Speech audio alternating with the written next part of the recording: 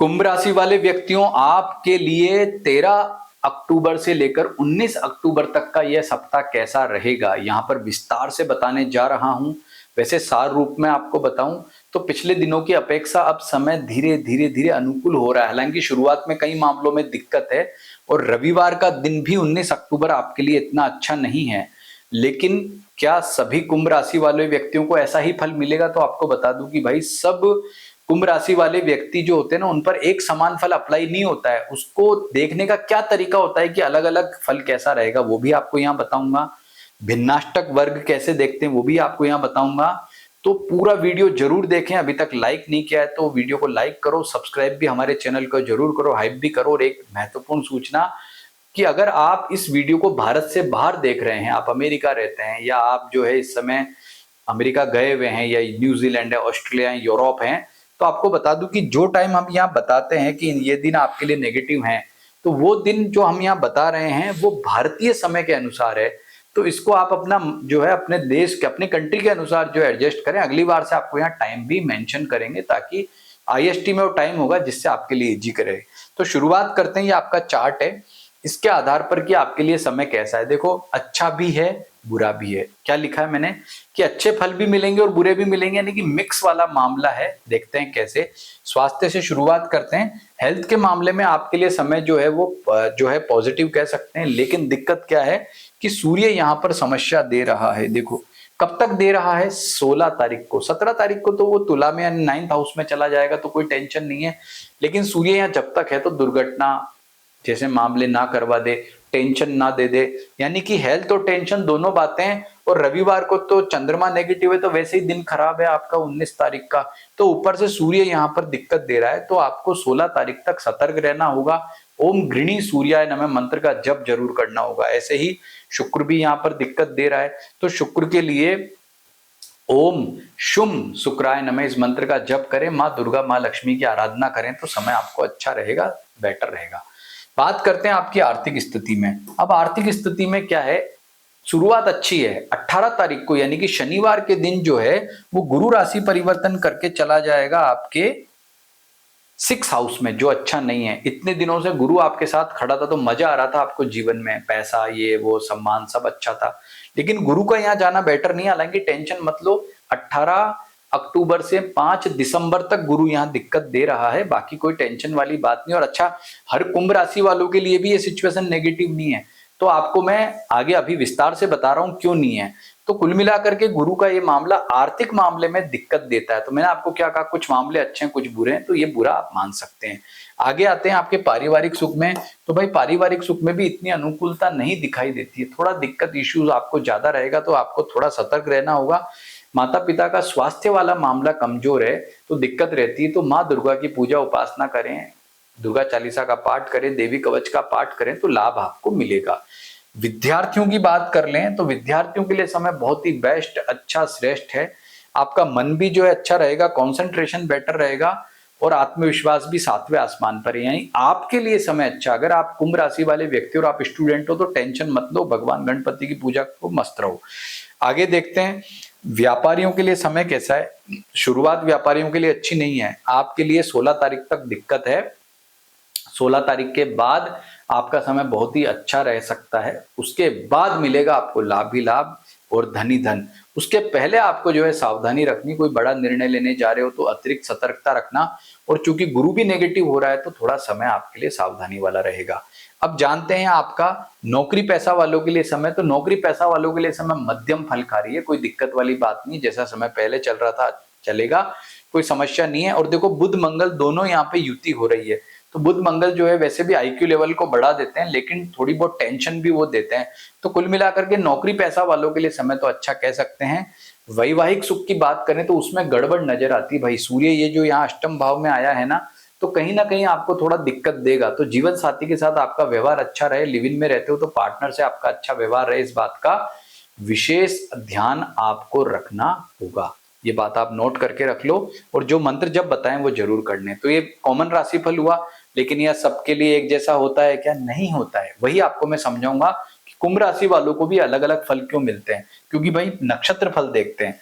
धनिष्ठा, शतभिषा और पूर्वा भाद्रपद में जो है वो जिनका जन्म होता है उनकी कुंभ राशि होती है। और लेकिन एक नक्षत्र में ही आपका जन्म होगा। अगर आपका जन्म धनिष्ठा नक्षत्र में हुआ है तो मृगशिरा और चित्रा आपका कर्म और भाग्य नक्षत्र है। तो हम क्या देखते हैं कि इनमें पाप ग्रह शुभ ग्रह ट्रांजिट कर रहे हैं क्या, तो उसकी लिस्ट मैंने यहाँ दी हुई है। तो चेक करते हैं, धनिष्ठा में कोई ग्रह नहीं है, मृगशिरा में नहीं है, लेकिन चित्रा में सूर्य ग्रह है। भाई भारी गड़बड़ हो गई है।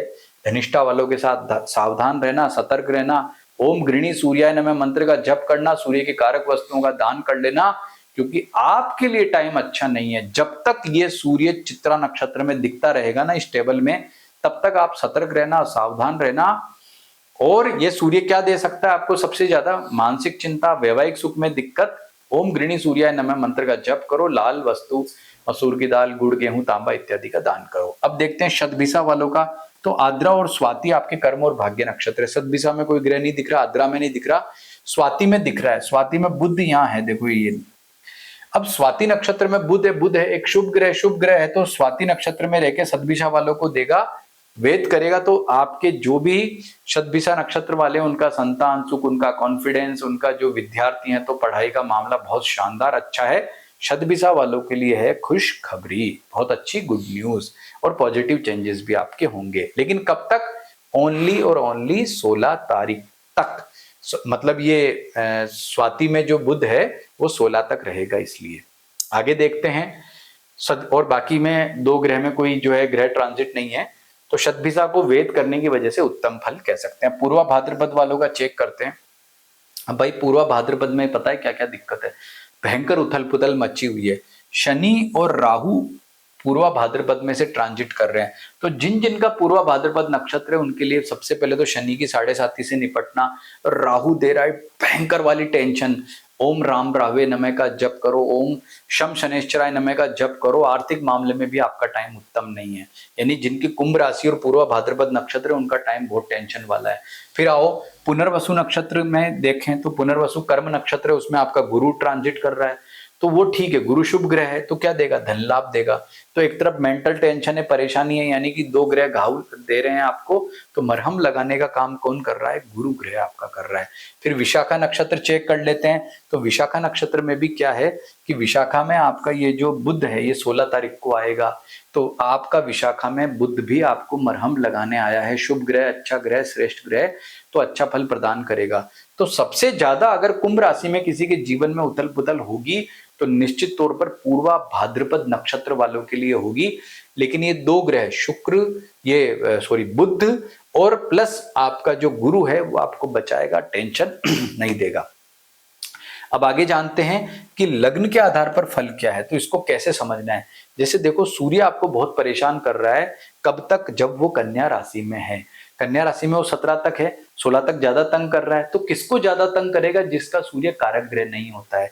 किसका नहीं होता है? तो सूर्य ग्रह कारक होता है मेष, सिंह और धनु वालों का। यानी कि अगर आपका ये 3 राशियों का लग्न है, लग्न कुंडली देखना अपनी, अगर इन 3 राशियों का लग्न है तो ये सूर्य आपको बिल्कुल तंग नहीं करेगा। तो जो मैंने जितनी भी नेगेटिव बातें बोली है भूल जाओ, सब अच्छा ही अच्छा होगा।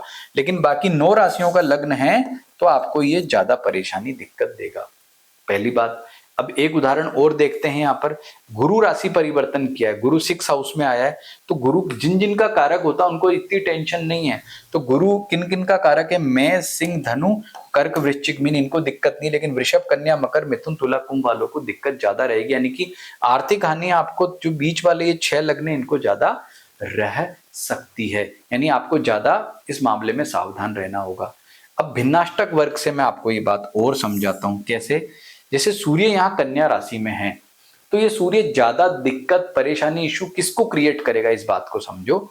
सूर्य यहाँ पर यदि 5, 6 या 7 रेखाओं पर होगा ना, तो मान के चलो इतनी टेंशन देगा, इतना समस्या क्रिएट करेगा कि आपका जो है मामला गड़बड़ हो जाएगा। लेकिन यही सूर्य यदि यहाँ पर 1, 2 या 3 रेखाओं पर होगा तो कोई समस्या नहीं है। अब इसको उदाहरण के तौर पे देखो। कई लोग बोलते हैं भिन्नाष्टक वर्ग हमें समझ में नहीं आया, तो आज आपको मैं इसको विस्तार से समझा देता हूं। ये मैंने देखो भिन्नाष्टक वर्ग का टेबल रखा है, इसको मैं जूम कर दिया। अष्टक वर्ग, भिन्नाष्टक वर्ग में हमने सूर्य का वर्ग निकाल लिया। सूर्य को चेक करते हैं, बाकी ग्रह आप अपने आप समझ जाओगे। सूर्य 16 तारीख तक आपके लिए नेगेटिव है, बात नोट किया आपने। और कहां से सूर्य ट्रांजिट कर रहा है, तो हमने क्या देखा कि सूर्य जो ट्रांजिट कर रहा है वो कहां ट्रांजिट कर रहा है? अभी कन्या में रह के आपको दिक्कत देगा, 17 को तुला में जाके ठीक हो जाएगा। लेकिन मैंने अभी क्या बताया था कि कन्या राशि में वो 1 या 2 या 3 रेखाओं पर है तो कोई दिक्कत नहीं, मस्त रहो। तो हमने यहाँ चेक किया कि कन्या राशि में सूर्य कितनी रेखाओं पर है। तो देखो ये राशियां होती है 5, 6, 7, 8, ये राशियां हैं, ठीक है। ये कन्या राशि है, ये तुला राशि है, और ये रेखाएं होती है टोटल नीचे नीचे। तो यहाँ देखा भाई मात्र 2 रेखाएं, क्या है यहाँ पर 2 रेखा। तो 2 रेखा में है, तो मैंने क्या बताया था 1, 2 या 3 पे तो कोई दिक्कत नहीं है। यानी कि ये जिसका भिन्नाष्टक वर्ग है उसकी कुंभ राशि में सूर्य अष्टम भाव में जाके 2 रेखाओं पे बैठा है तो कोई टेंशन नहीं है। ये हमने कहां से पता किया, भिन्नाष्टक वर्ग से। तो आप भी अपना भिन्नाष्टक वर्ग का जो कुंडली है ना, उसके द्वारा अपने हर ग्रह का जो है वो चेक कर सकते हैं, कौन सा ग्रह कब आपको किस प्रकार के फल देगा। नहीं है ये चार्ट तो हमसे बनवा के मंगवा लो, रीजनेबल प्राइस में हम आपको इसका पीडीएफ भेज देंगे। और अगर आप पूरा कंप्लीट एनालिसिस करवाना चाहते हैं अपनी कुंडली का तो भी आप हमें जो है अपना date of birth, time, place लिख के भेज सकते हैं। लेकिन एक बात का ध्यान रखना, निशुल्क नहीं होता, जो भी शुल्क होता आप दीजिए, हम आपको देख के बताएंगे। तो वीडियो अच्छा लगा है तो लाइक जरूर करो, चैनल को सब्सक्राइब भी जरूर करो और हाइप भी जरूर करो ताकि ज्यादा से ज्यादा लोगों तक पहुंचे। और इस सप्ताह जो धन त्रयोदशी का त्योहार है उसकी आपको मैं बहुत बहुत शुभकामनाएं प्रेषित करता हूं। नमस्कार।